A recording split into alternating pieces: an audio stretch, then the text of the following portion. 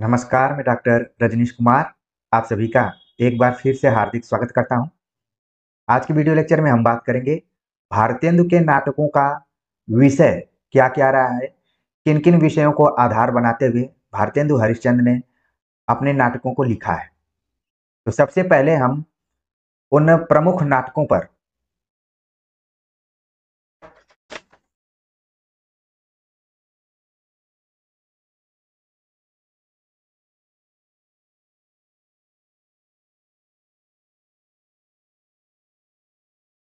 नमस्कार, मैं डॉक्टर रजनीश कुमार आप सभी का एक बार फिर से हार्दिक स्वागत करता हूं।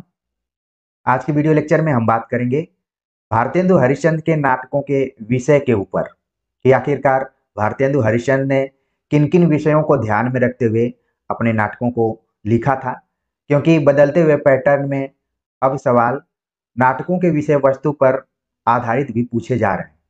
तो क्यों ना हम भारतेंदु हरिश्चंद्र के उन प्रमुख नाटकों के विषय वस्तु को अच्छे से समझ लें, जिससे कि किसी भी तरीके से घुमाकर प्रश्न पूछा जाए तो भी हम वहां पर प्रश्न को हल कर लें और अच्छे अंक प्राप्त करें। तो हमने यहाँ पर कुछ नाटकों को लिया है जो कि रामचंद्र तिवारी की पुस्तक हिंदी का गद्य साहित्य से हमने लिया है। तो यहाँ पर एक टेबल बनाया गया है जिसमें एक तरफ नाटक लिखा गया है, दूसरे तरफ वर्ष है और तीसरे तरफ है विषय।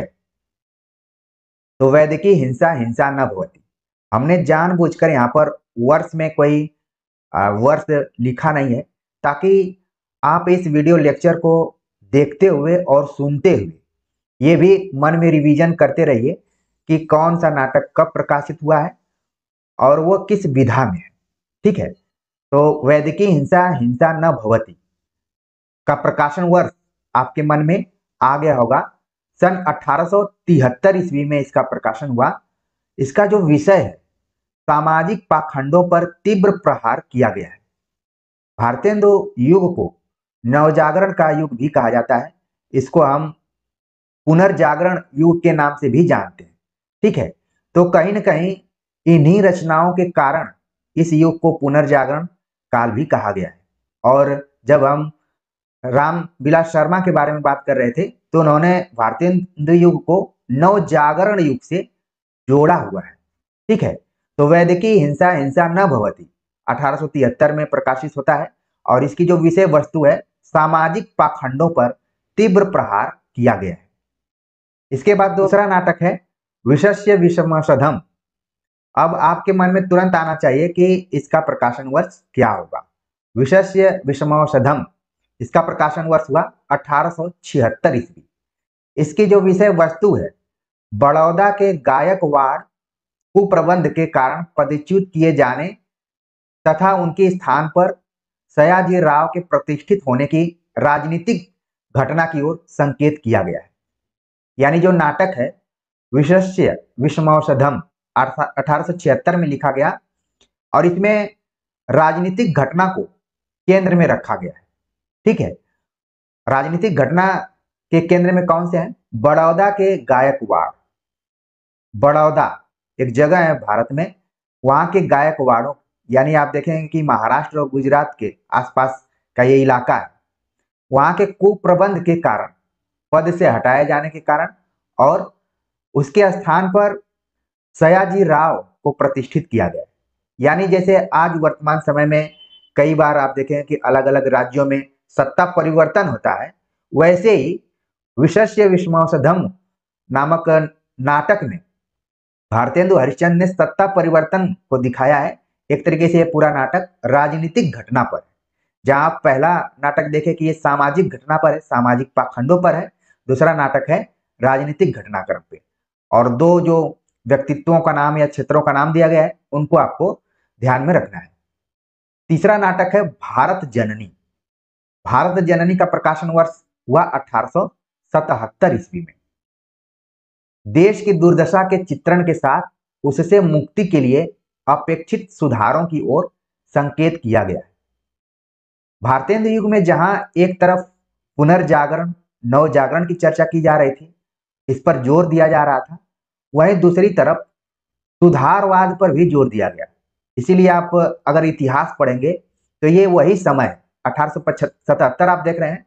और आप जोड़ कर देखिए कि 1875 ईस्वी में आर्य समाज की स्थापना हुई थी। उसका प्रभाव भी उस समय के साहित्यकारों पर पड़ा था। इसमें देश की दुर्दशा के चित्रण के साथ उससे मुक्ति के लिए अपेक्षित सुधारों की ओर संकेत किया गया है। वो है रचना भारत जननी। अब आपके मन में आना चाहिए कि अगर भारत माता लिखा गया होता तो क्या इसका अर्थ बदल जाता? अर्थ तो नहीं बदलता, लेकिन कुछ सोच समझकर भारतेंदु हरिश्चंद्र ने इसका नाम दिया भारत जननी। मतलब भारत को जननी के रूप में देखते हुए इसकी दुर्दशा का चित्रण किया है और इसमें अपेक्षित सुधारों की भी कोशिश या फिर उसमें दिखाने का प्रयास किया है। दूसरा नाटक है, अगला नाटक भारत दुर्दशा। भारत दुर्दशा जो कि 1880 ईस्वी में लिखा गया और ये आपके यूजीसी नेट के सिलेबस में भी लगा हुआ है। अब इसकी विषय वस्तु क्या है? भारतवर्ष की धार्मिक, सामाजिक, आर्थिक, बौद्धिक अवन्नति। देखिए, अवन्नति का विलोम क्या होगा? आप कमेंट्स कर बता सकते हैं। लिखने की शब्दावली यहां पर देखिए कि भारतवर्ष की धार्मिक, सामाजिक, आर्थिक, बौद्धिक अवन्नति, मतलब जो इसका पतन हो रहा था या फिर जो इस नाटक के केंद्र में है कि कैसे इसकी उन्नति की जाए। जहां पर अवनति है उसकी उन्नति कैसे की जाए, धार्मिक रूप से, सामाजिक रूप से, आर्थिक रूप से और बौद्धिक रूप से। इस अवनति में ब्रिटिश शासन की नीति का प्रभाव तथा सुधार के लिए देश प्रेमियों की व्याकुल चेतना सभी की बड़ी ही मार्मिक अभिव्यक्ति हुई है। भारत दुर्दशा पर हमने एक अलग से वीडियो भी बनाया हुआ है। जो विद्यार्थी यूजीसी नेट की तैयारी कर रहे होंगे वो भली भांति इस चीज को समझ पा रहे होंगे कि भारत दुर्दशा में अलग अलग पात्रों के नाम से, इसी में एक है भारत दुर्देव नाम का, डिसलॉयल्टी, ठीक है, और अलग अलग रोग है, आलस्य है, ये पात्र हैं इस नाटक के। तो अन्य भले ऊपर के नाटकों के पात्रों को आप मत ध्यान में रखिए, लेकिन भारत दुर्दशा के नाटकों को आप बिल्कुल ध्यान में रखिए, तब आपकी तैयारी बेहतर दिशा में मानी जाएगी। तो भारत दुर्दशा 1880 ईस्वी में लिखा गया। इसके केंद्र में या इसकी जो विषय वस्तु रही है वो क्या रही है? धार्मिक, सामाजिक, आर्थिक और बौद्धिक रूप से जो ह्रास हो रहा था भारतवर्ष में, उसके कारण के रूप में था ब्रिटिश शासन की नीति। और इस ह्रास को खत्म करने के लिए तमाम सुधार किए गए देश प्रेमियों के द्वारा। उनके अंदर जो व्याकुलता है, जो चेतना है, सभी की अभिव्यक्ति बड़े ही मार्मिक ढंग से भारतेंदु हरिश्चंद्र ने किया है। एक तरीके से आप देखेंगे इस नाटक का अंत जो होता है वो ट्रेजेडी के रूप में होता है, जिसको कि हम हिंदी में दुखांतकी कहते हैं। ये भी सवाल पूछ लिया जाता है कि भारत दुर्दशा का अंत सुखांतक है या फिर दुखांतक है। तो आपके दिमाग में तुरंत आ गया होगा कि ये नाटक ट्रेजेडी पर आधारित रहा है। अक्सर आप देखेंगे कि हिंदी साहित्य में या फिर हिंदी सिनेमा में जोड़कर अगर देखें तो ट्रेजेडी को बहुत अच्छा नहीं माना जाता है, लेकिन अगर आप अच्छे से तैयारी कर रहे होंगे तो ट्रेजेडी का एक सिद्धांत दिया गया था पाश्चात्य शास्त्र में। किसने दिया था? आप इसको कमेंट्स कर जरूर बताइए, ठीक है। इसी तरीके से आपको तैयारी करना है। कोई जरूरी नहीं है कि आप हिंदी नाटक पढ़ रहे हैं तो केवल रटना शुरू करें, केवल हिंदी नाटक ही ध्यान में रखें, बल्कि आप एक साथ पढ़ते हुए अपने दिमाग को अनेक तथ्यों से जोड़ कर देखिए। ट्रेजेडी का सिद्धांत पाश्चात्य काव्य शास्त्र में काफी फेमस रहा है। तो भारत दुर्दशा जो है एक ट्रेजेडी परक नाटक है भारतेंदु हरिश्चंद्र का, जिसमें इसकी विषय वस्तु क्या रही है इसके बारे में हमने पूरा बता दिया। अब अगला नाटक है नील देवी। नील देवी जिसका कि प्रकाशन वर्ष 1881 ईस्वी रहा। यह एक ऐतिहासिक नाटक है। अगर विषय वस्तु के दृष्टिकोण से देखें तो ऐतिहासिक नाटक रहा है। इसमें देश प्रेम की अभिनव भावना भी दिखाई पड़ती है और भारतेंदु के नारिक विषयक दृष्टिकोण का भी स्पष्टीकरण हुआ है। नील देवी नाम से ही लग रहा है कि इसमें कहीं न कहीं स्त्री की चर्चा की गई होगी। तमाम आप देख रहे हैं नाटकों का नाम, उसमें कोई नाटक स्त्री प्रधान के तौर पर नहीं दिखाई दे रहा है आपको, लेकिन नील देवी जो है आप देख रहे हैं कि इसमें भारतेंदु हरिश्चंद्र के जो नारी विषयक दृष्टिकोण रहे हैं वो साफ साफ दिखाई पड़ते हैं इतिहास को आधार बनाते हुए।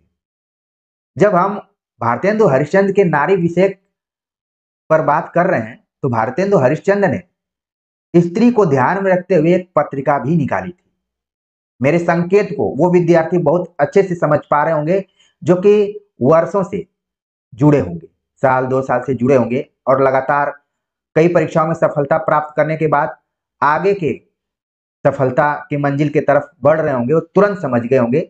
जी बिल्कुल, आपके मन में आ गया कि बाला बोधनी नाम की जो पत्रिका है वो स्त्री विमर्श को ध्यान में रखते हुए भारतेंदु हरिश्चंद्र ने लिखा है, स्त्रियों की समस्या को ध्यान में। तो कहीं न कहीं आप देख रहे हैं कि बाला बोधनी का जो प्रकाशन वर्ष रहा है, नील देवी का प्रकाशन वर्ष रहा है, लगभग समान वर्ष ही रहे होंगे, 1-2 साल आगे पीछे। ठीक है, तो नील देवी की विषय वस्तु क्या रही, प्रकाशन वर्ष क्या रहा, वो आप अपने दिमाग में रख लिए होंगे। अगला जो नाटक है अंधेर नगरी, कहने के लिए तो इसको हम नाटक कह रहे हैं, लेकिन आप जान रहे होंगे कि इसको क्या कहा जाता है। ठीक है, अंधेर नगरी ये भी सन 1881 ईस्वी में ही लिखा गया है। तत्कालीन शासन के ऊपर बहुत बड़ा व्यंग है। अब तत्कालीन शासन क्या रहा, अंग्रेजों का ही शासन रहा, आप देख रहे हैं, उसके ऊपर एक तरीके से व्यंग है। लेकिन कुछ लोगों का मानना है कि इस नाटक की पृष्ठभूमि बिहार प्रांत के किसी बड़े जमींदार के अंधेर को देखकर भारतेंदु ने इसकी रचना की है। भारतेंदु हरिश्चंद्र जिनका संबंध काशी से था और काशी और बिहार का बॉर्डर मिलता जुलता है, और आप एक कल्पना कर सकते हैं कि भारतेंदु हरिश्चंद्र जहां एक तरफ अंग्रेजी शासन पर इसको व्यंग के रूप में लिखने का प्रयास किया, वहीं दूसरी तरफ यह मान्यता है कि वो कभी बिहार की यात्रा पर गए हुए थे, वहां पर किसी बड़े जमींदार के अंधेरपन को देखते हुए उनके मन में आया कि क्यों ना एक नाटक लिखा जाए जिसका नाम है अंधेर नगरी। ये भी यूजीसी नेट के पाठ्यक्रम में लगा हुआ है और इस पर भी हमने अलग से एक वीडियो बनाई हुई है। विस्तार से जानने के लिए उस वीडियो को देख सकते हैं, लेकिन संक्षेप में जानने के लिए इतनी बातें काफी हैं। कहा जाता है कि अंधेर नगरी को नेशनल थिएटर काशी में प्रस्तुत करने के लिए, अभिनय करने के लिए भी लिखा गया था। एक रात में ही इसको बैठकर भारतेंदु हरिश्चंद्र ने लिखा है। तो ये भी है क्योंकि प्रहसन के तौर पर है, और भारतेंदु युग के जितने भी नाटककार थे उनका जोर किस पे था, अभिनीयता पर था, कि वो ऐसे नाटक लिखें जिनको कि रंगमंच पर खेला भी जा सके। तो ये अंधेर नगरी आप देखेंगे अलग अलग जब भी प्ले होते हैं बड़े बड़े विश्वविद्यालयों में, केंद्रीय विश्वविद्यालयों में, तो वहां पर बड़े ही आसानी से या फिर छोटे लेवल पर भी स्कूलों में बच्चों से अंधेर नगरी करवाया जाता है। ठीक है, अब हम बात करते हैं कि अगला जो नाटक है उसका नाम है श्री चंद्रावली। श्री चंद्रावली को लिखा था उन्होंने 1876 ईस्वी में, जो कि वैष्णव धर्म अनुमोदित बल्लभ संप्रदाय के अंतर्गत लिया गया है। बल्लभ संप्रदाय, भारतेंदु हरिश्चंद्र के बारे में आप पढ़ेंगे तो कई जगहों पर लिखा गया है कि वो बल्लभ संप्रदाय में दीक्षित थे। जब हम बल्लभ संप्रदाय की बात कर रहे हैं तो आपके मन में तुरंत आना चाहिए भक्ति काल, और उस समय जो अष्टछाप के बहुत सारे कवि हैं, वल्लभाचार्य, ठीक है, वही बल्लभ संप्रदाय यहाँ पर है। इसलिए श्री चंद्रावली नाम का जो नाटक भारतेंदु हरिश्चंद्र ने लिखा, उसमें उन्होंने वैष्णव धर्म को केंद्र में रखा है और साथ में बल्लभ संप्रदाय को भी आधार बनाया हुआ है। इसमें उन्होंने आध्यात्मिक प्रेम की सुंदर अभिव्यक्ति की है। आध्यात्मिक प्रेम, प्रेम भी कई तरीके का होता है, शारीरिक प्रेम, मानसिक प्रेम, यहाँ पर आध्यात्मिक प्रेम। और आध्यात्मिक प्रेम की जब भी चर्चा की जाएगी तुरंत आपके मन में भक्ति काल आ जाना चाहिए। तो श्री चंद्रावली, इस नाटक के नाम से कहीं कुछ ऐसा आपको आभास नहीं होगा कि वैष्णव धर्म को आधार बनाया गया है या फिर बल्लभ संप्रदाय को, लेकिन इस वीडियो लेक्चर को देखते हुए आपके मन में अब बैठ गया होगा कि इसमें वैष्णव धर्म और बल्लभ संप्रदाय को आधार बनाया गया है, और एक समय था कि भारतेंदु हरिश्चंद्र भी बल्लभ संप्रदाय में दीक्षित माने जाते हैं। इसी तरीके से आपने घनानंद को भी पढ़ा होगा, तो घनानंद को जब विरक्ति होती है तो वो भी एक संप्रदाय में जाके दीक्षित होते हैं। तो हर बात को मैं नहीं कहूंगा कि आप कमेंट्स कीजिए, बल्कि आप अपनी तैयारी को जोड़ कर देखिए एक से दूसरे तथ्यों के साथ, तब आपको पढ़ने में बहुत आनंद आएगा। अगला नाटक है विद्या सुंदर, जिसका कि प्रकाशन वर्ष 1868 माना जाता है। एक प्रेम कहानी पर आधारित यह नाटक है। इसका अनुवाद किससे हुआ, सब चीज आपके मन में आ गया होगा, मैं पहले कई वीडियो बना चुका हूं। ध्यान में रखना है कि इसकी जो विषय वस्तु है प्रेम कहानी पर आधारित है। इसमें वर्धमान नगर की राजकुमारी विद्या और कांचीपुर के राजकुमार गुण सिंधु के मिलन की चर्चा इसमें की गई है।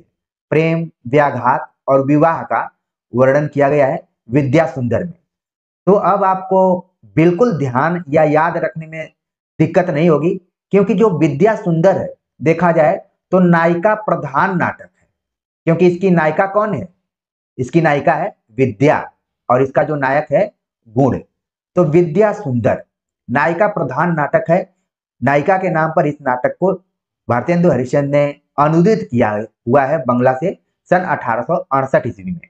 तमाम वन लाइनर किताबों में आप याद करके बैठे होंगे कि विद्या सुंदर 1868 में लिखा गया था, भारतेंदु हरिश्चंद्र ने इसका अनुवाद किया था। ये भारतेंदु हरिश्चंद्र का अनुदित नाटक है। सारी चीजें आप याद करके रखे होंगे, लेकिन आज के वीडियो लेक्चर के बाद आपके मन में एक बात और बैठ गई होगी कि ये जो आखिरकार विद्या सुंदर है, इसमें जो विद्या शब्द है इस नाटक की नायिका है। अब तुरंत आपको याद करने की जरूरत नहीं है, आपके मन मस्तिष्क में पूरी बातें बैठ गई होंगी। तो ध्यान में रखिए कि विद्या सुंदर क्या है? प्रेम प्रधान नाटक है, नायिका प्रधान नाटक है, विद्या और गुण सिंधु के प्रेम पर आधारित नाटक है। अगला नाटक है जिसका नाम है पाखंड विडंबन। पाखंड विडंबन जिसका कि प्रकाशन हुआ 1872 ईस्वी में। वैष्णव धर्म को ध्यान में रखते हुए इसको लिखा गया है।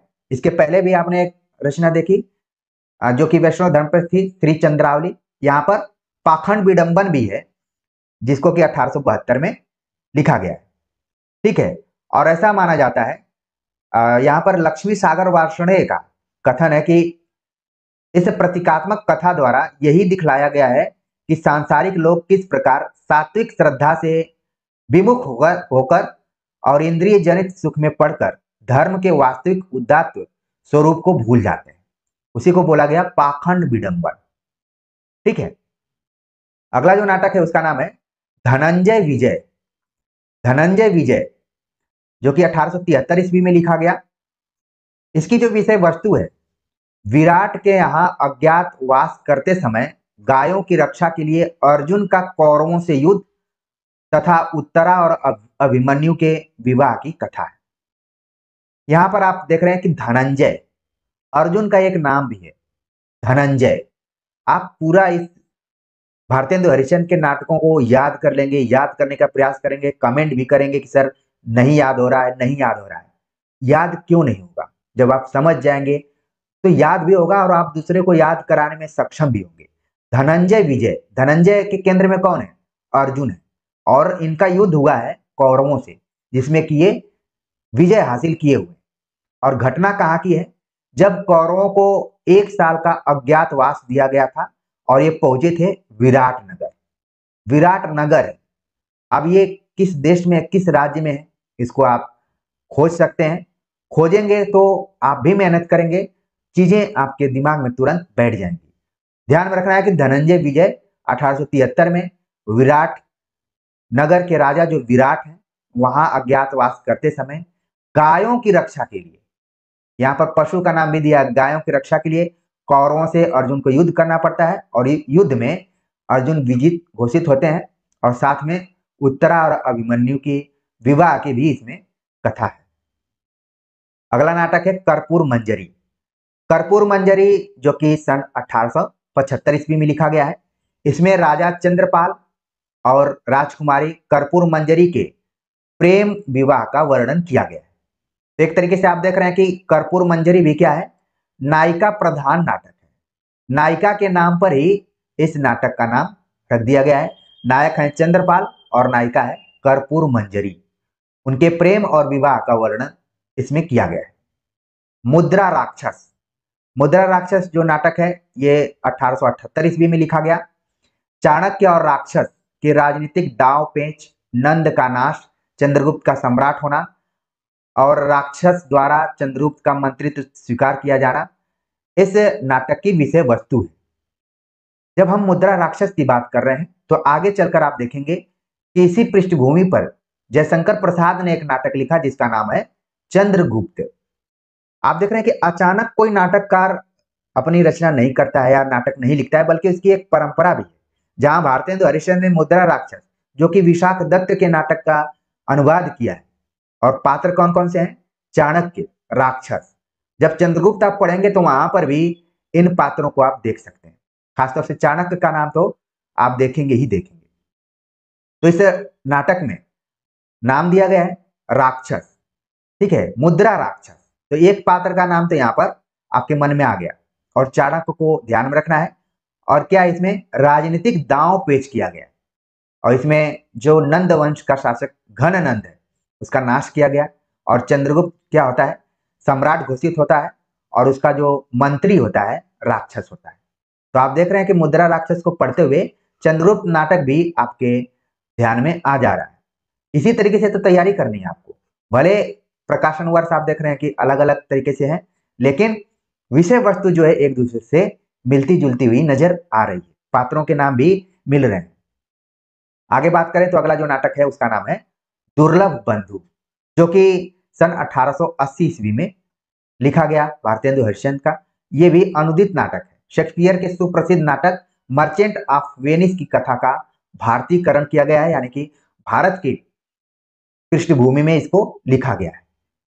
तो इस तरीके से हमने सोचा कि भारतेंदु हरिश्चंद्र के जो प्रमुख नाटक हैं उनके जो विषय वस्तु हैं जो कि परीक्षाओं में कभी पूछे जा सकते हैं, जिससे कि मुझसे जितने भी विद्यार्थी जुड़े हुए हैं उनको कोई नुकसान ना हो, तो छोटे छोटे वीडियो लेक्चर के माध्यम से तथ्यों को और जो सब्जेक्टिव नॉलेज है, ज्ञान है, उसको मैं चाह रहा हूं कि आप अच्छे से समझ लें, ताकि एक बार समझ गए तो कभी जीवन में नहीं भूलेंगे। इन नाटकों को सभी को तो आपको ध्यान में रखना ही चाहिए, लेकिन जो कुछ नाटक अलग अलग पाठ्यक्रमों में है, जैसे कुछ यूजीसी नेट के पाठ्यक्रम में है, कुछ आरपीएससी के एग्जाम के पाठ्यक्रम में है, कुछ आप अपने यूजी और पीजी के पाठ्यक्रमों में देखे होंगे, तो उनको विशेष तौर से ध्यान में रखिए। मैं यही कहना चाह रहा हूं कि जैसे भारत दुर्दशा है, नील देवी है, अंधेर नगरी है, इनको विशेष तौर पर आप ध्यान में रखिए, बाकियों को भी ध्यान में रखिए। तो उम्मीद है कि आज का ये वीडियो लेक्चर आप सभी को पसंद आया होगा। कमेंट्स कर जरूर बताइएगा। मिलते हैं नए टॉपिक के साथ, तब तक के लिए नमस्कार।